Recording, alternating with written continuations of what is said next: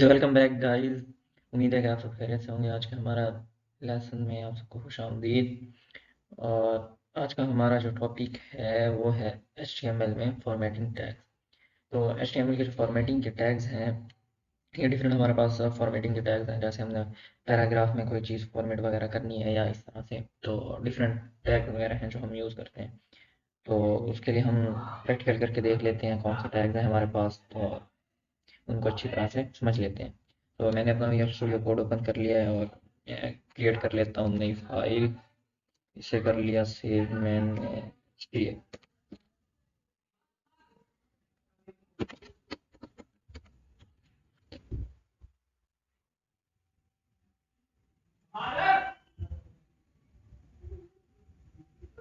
और ये कर लिया मैंने सेव। तो जल्दी से मैं इसकी बॉयलर प्लेट लगा के बेसिक स्ट्रक्चर अपना लिख लेता हूँ। अच्छा, मैं पहले इसे कर लूँ जूम ताकि आपको सही तरह से नज़र आ सके। उसके बाद फिर अपना प्रैक्टिकल स्टार्ट करते हैं हम।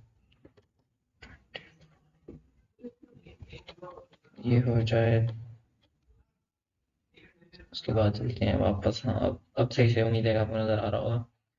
तो हमारे पास जो सबसे पहले फॉर्मेटिंग के टैग्स हैं उसमें सबसे पहले आता है इटैलिक, यानी कि आई टैग।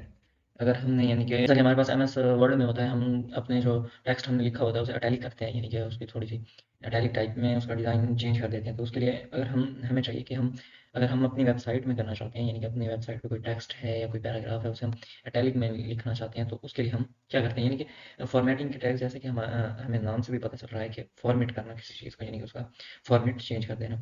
तो जो हमारे पास इटैलिक के लिए टैग है वो है आई। और ये भी, ये इसके दोनों हैं, ओपनिंग भी टैग है और क्लोजिंग टैग भी है। तो इसके दरमियान जो भी चीज़ हम लिखेंगे वो हमारे पास टैलिक में आएगी।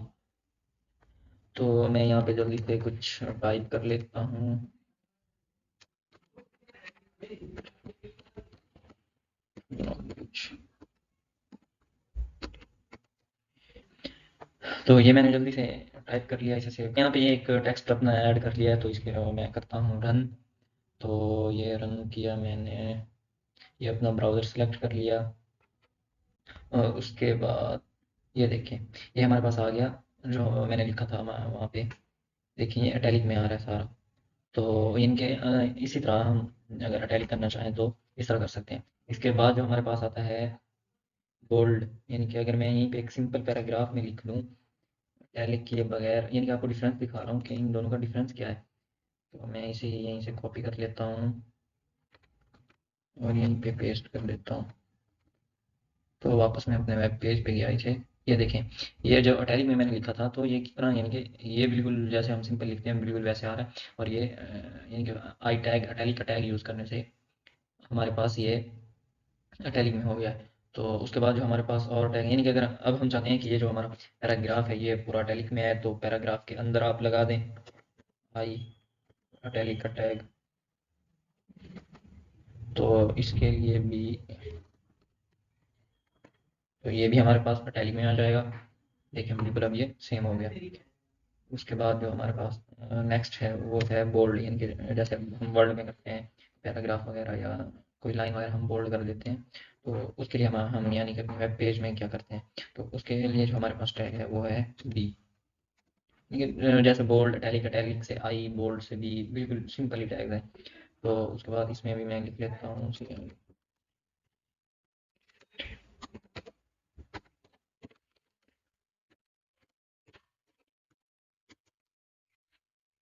ये मैंने लिख लिया।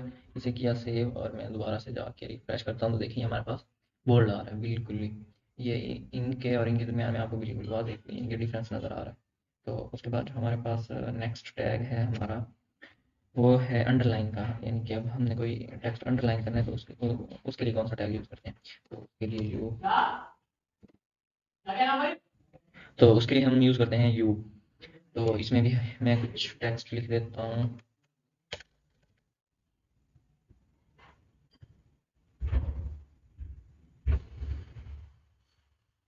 यहीं से कॉपी किया और सेव किया और ये जाके मैंने किया रिफ्रेश, तो देखें ये हमारे पास आ गया है अंडरलाइन हो। तो उसके बाद जो हमारे पास आता है, यानी कि अगर हमने पूरा एक पैराग्राफ है, उसमें एक टेक्स्ट को अंडरलाइन भी करना है, उसे इटैलिक भी बनाना है, तो उसके लिए हम क्या चीज़ यूज़ करते हैं? तो उसके लिए सिंपल ये है कि ये हमने पैराग्राफ एक लिख लिया है, और अगर हम इसी को ही बनाना चाहते हैं, जैसे मैंने इसके अंदर इटैलिक लगा दिया है, इटैलिक का टैग, तो इसी तरह यहीं पे आप ऐड करते जाएँ, जो जो करना है। बोल्ड करना है तो बोल्ड का टैग लगा दें इसके अंदर, और इसी तरह अगर अंडरलाइन करना है तो उसके लिए अंडरलाइन का टैग लगा दें आप।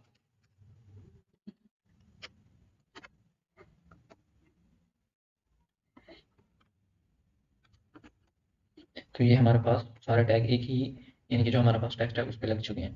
तो जाके अपना रिजल्ट देखते हैं, तो देखिए अंडरलाइन भी हो चुका है, यही सेंटर वाले पे मैंने लगाया था ना, तो ये अंडरलाइन भी हो चुका है, उसके बाद बोल्ड भी हो गया है और इटैलिक भी हो गया है, तो सारे टैग इस पे वर्क कर रहे हैं। तो उसके बाद जो हमारे पास नेक्स्ट टैग है वो है मार्क का, यानी कि अब हमने कोई टेक्स्ट हाईलाइट करना है तो उसके लिए हम कौन सा टैग यूज़ करते हैं। तो उसके लिए जो हमारे पास टैग आता है वो है मार्क। मार्क लिख के जो भी इसके अंदर हम टेक्स्ट डालेंगे वो हमारे पास हाईलाइटेड आएगा टेक्स्ट, यानी कि अगर हमने वेब पेज पे कोई टेक्स्ट दिखाना है तो वो कैसा नज़र आना चाहिए, यानी कि हमने कोई टेक्स्ट दिखाना है मार्क करके, तो यानी कि हाईलाइट करके टेक्स्ट का टेक्स्ट दिखाना है, तो वो कैसे करेंगे, उसके लिए हमारे पास जो टैग है वो है मार्क का। तो मैं यहाँ पे टेक्स्ट कॉपी कर देता हूँ और ये मैंने किया सेव, और फिर जाके मैं करता हूँ रिफ्रेश, तो देखें ये हमारे पास आ गया, क्रिएट अ कंप्यूटर नॉलेज जो मैंने लिखा हुआ है हमारे पास एक हो गया है, मार्क हो गया, अंडरलाइन हाईलाइट होके आ गया है। तो इसके बाद जो हमारे पास टैग आता है वो है सबस्क्रिप्ट और सुपर स्क्रिप्ट का, यानी जैसे कि हम देखते हैं मैथ फार्मूलाज वगैरह में जो हमारे पास लिखा होता है, यानी कि मैथ के फार्मूले में जो हमारे पास एक पावर दी होती है किसी चीज़ को, तो उसके लिए हम कौन सा टैग यूज़ करते हैं।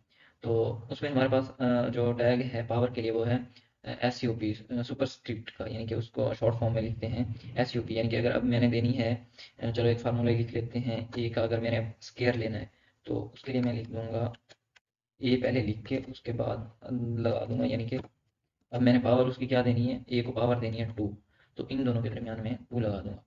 तो इसी तरह ए स्केयर, चलो एक पूरा फार्मूला ही लिख देते हैं प्लस बी का स्केयर, अब यहाँ पे मैं बी लगा दूंगा, और उसके बाद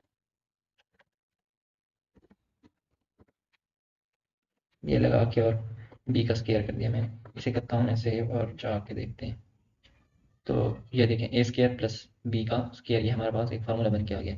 मैं इसे कर देता हूँ न्यू लाइन के लिए, न्यू लाइन के लिए कौन सा टैग यूज़ करते हैं, वो होता है आर बी आर का टैग यूज़ किया और मैं लेके चला गया इसे न्यू लाइन पे, तो ये देखिए हमारे पास आ गया ये न्यू लाइन पे। तो मैं सबको यहाँ से न्यू लाइन पे कर देता हूँ ताकि ना एक डिफरेंस सबका बना रहे, सारे एक सीक्वेंस के साथ आते जाएं। तो ये देखिए बिल्कुल हमारे पास एक सीक्वेंस के साथ आ गए हैं। अब इसी तरह जैसे हमारे पास अब आ जाते हैं, ये तो हो गया मैथ के फार्मूले।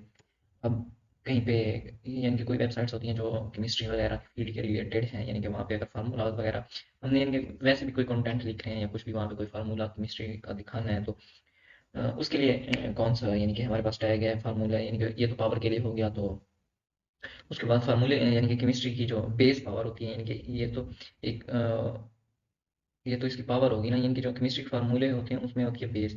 तो उसके लिए हम क्या चीज़ यूज़ करते हैं, यानी कि उसके लिए हमारे पास होता है सबस्क्रिप्ट, ये है सुपर स्क्रिप्ट और वो है हमारे पास सबस्क्रिप्ट। तो उसका जो शॉर्ट फॉर्म है वो है एस यू बी। तो जो भी चीज़ इसके अंदर लिखेंगे वो नीचे आ जाएगी, यानी कि मैं लिख देता हूँ इसके अंदर 2 और यहाँ पे एच, और एच टू फार्मूला किसका होता है, वाटर का। एच टू मैंने लिख दिया और इसे किया सेव, और यहाँ पे लगा देता हूँ बी आर ताकि ये न्यू लाइन पे चला जाए। इसी के साथ जाके मैं देखता हूँ, तो ये देखें एच टू हमारे पास आ गया, ये न्यू लाइन पे नहीं गया। हम्म, तो अच्छा मैंने ना वो अपनी फाइल सेव नहीं की थी, इसलिए ना वो वहाँ पे न्यू लाइन पे नहीं जा रहा था। ये देखिए अगर हम अपनी इनके कोड लिखने के बाद फिर भी सेव करनी होती है फाइल, तो देखिए यहाँ पे भी ये डॉट बन के आ जाता है, यानी कि हमने अभी सेव नहीं की। तो मैं इसे सेव करता हूँ, तो यार एक मिनट, तो मैं जब इसे सेव करता हूँ तो देखिए वो डॉट बिल्कुल ख़त्म हो गया है। तो फिर से जाके रिफ्रेश करता हूँ तो ये देखिए हमारे पास न्यू लाइन पे चला गया है। तो ये तो हो गया हमारे पास सब सबस्क्रिप्ट और सुपरस्क्रिप्ट के टैग। और उसके बाद जो हमारे पास आता है वो है डेल का टैग, यानी कि हमने कोई कोई चीज़ पे, यानी कि जैसे वो स्ट्राइक थ्रू होता है, वो किसी वैल्यू पे देना है, तो उसके लिए क्या चीज़ यूज़ करते हैं, तो उसके लिए हमारे पास है डेल का टैग।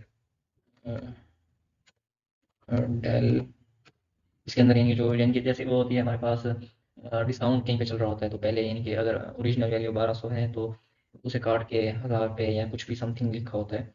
तो अब जो वैल्यू वो काटी गई है, तो वो किस तरह काटते हैं, उसके लिए हमारे पास जो यानी कि टैग है वो है डेल का। तो इसके अंदर मैं चलो वही एग्जांपल ले लेता हूँ, 1200 लिख लेता हूँ, तो मैंने इसे किया सेव। और अब जब वापस गया, तो ये देखें उसके ऊपर स्ट्राइक थ्रू हो गया। तो उसके बाद अब वही, अब मैंने नई वैल्यू को शो करवानी है, जो अब मैंने 1000 पे रखी है, तो उसके लिए टैग है हमारे पास इंस्टेंटेनियस वैल्यू, यानी कि INS का।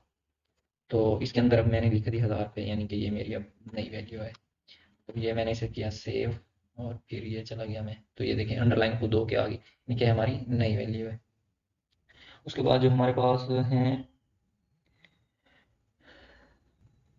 जो हमारे पास है वो है मार्क्यो का टैग। लेकिन मार्क्यो का टैग इस वीडियो में नहीं मैं बता सकता, तो वीडियो थोड़ी बहुत ही ज़्यादा लंबी हो जाएगी, क्योंकि मार्क्यो का जो टैग है ना हमारे पास, वो बहुत ही यानी कि उसमें बहुत सारी चीज़ें आ जाती हैं अलग अलग सी।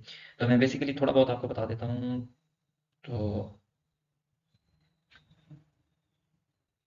तो हमारे पास जो नेक्स्ट टैग है वो हमारे पास है मार्क्यो का। देखिए जैसे अब हम न्यूज़ चैनल्स में देखते हैं, एक हेडलाइन चल रही होती है, किसी वेबसाइट्स पे भी देखते हैं, एक हेडलाइन की तरह की चल रहा होता है, टेक्स्ट चल रहा होता है, या कोई सेल वगैरह लगी हो, तो वहाँ पे भी वेबसाइट, जैसे शॉपिंग वेबसाइट होती है, तो वहाँ पे एक टेक्स्ट रन हो रहा होता है। तो उसके लिए हम क्या चीज़ यूज़ करते हैं, उसके लिए जो हमारे पास है टैग वो है मार्क्यो का।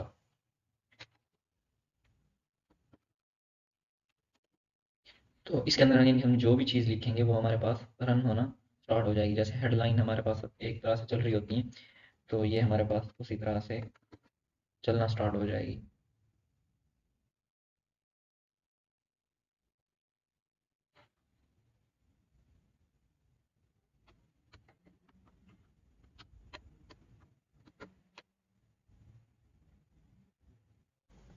तो इसके बाद जो हमारे पास नेक्स्ट टैग आता है वो है हमारे पास मार्क क्यू।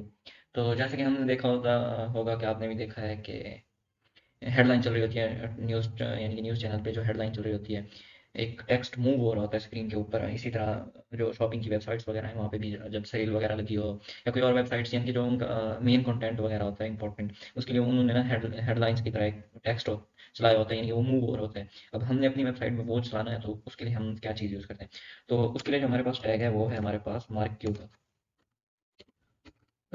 Mark Q. तो इसके अंदर हम जो भी चीज़ लिखते हैं वो हमारे पास मूव होना शुरू हो जाती है।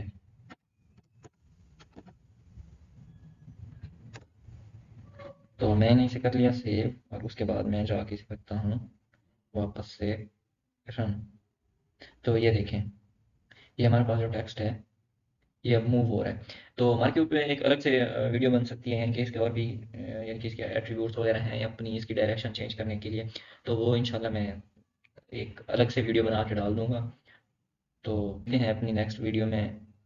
तो और जिन्होंने अभी तक हमारे चैनल को सब्सक्राइब नहीं किया, वो सब्सक्राइब कर लें, लाइक करें, और ज़्यादा से ज़्यादा शेयर करें, ताकि और बेल आइकन प्रेस कर दें, ताकि आने वाली हमारी नई वीडियो आप तक जल्द से जल्द